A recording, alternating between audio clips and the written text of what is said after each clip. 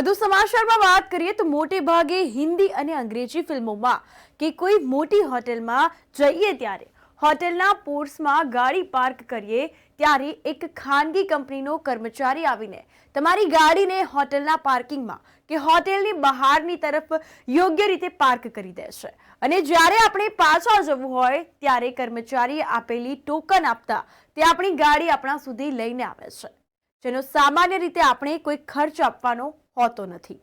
પરંતુ એરપોર્ટ પર છેલ્લા કેટલાક સમયથી એરપોર્ટ પર આવનારા લોકોને પાર્કિંગની દુવિધા ન થાય તે હેતુથી ખાનગી કંપનીને વેલે પાર્કિંગનો કોન્ટ્રાક્ટ આપવામાં આવ્યો છે.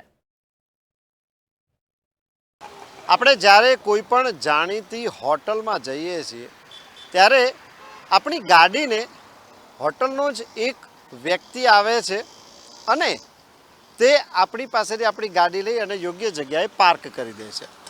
હવે આ જે આખી સિસ્ટમ છે તેને વેલે પાર્કિંગ કહેવામાં આવે છે. આવું જ વેલે પાર્કિંગ એરપોર્ટ ઉપર શરૂ થયું છે. હાલ ન્યૂઝ પર ઇન્ડિયાની ટીમ જે છે તે એરપોર્ટ પર આવેલી છે અને અહીંયા મારી પાછળ જે વાહનો આવી રહ્યા છે તે એરપોર્ટ પરથી અમદાવાદમાં પ્રવેશી રહ્યા છે. સૌથી મહત્ત્વની વસ્તુ એ છે કે વેલે પાર્કિંગવાળું જે એરપોર્ટ છે તે અમદાવાદ ઇન્ટરનેશનલ એરપોર્ટ આખા દેશમાં 4થા નંબરનું એરપોર્ટ બન્યું છે.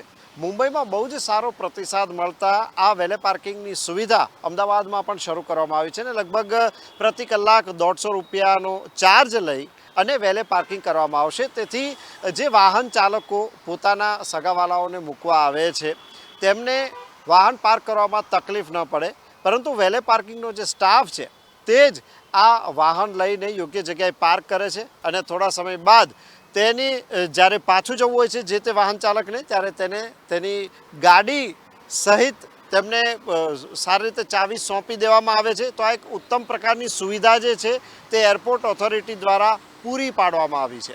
કેમેરા પર્સન રાજેન્દ્ર પટેલ સાથે કુમાર બારોટ, ન્યૂઝ પર ઇન્ડિયા, અમદાવાદ.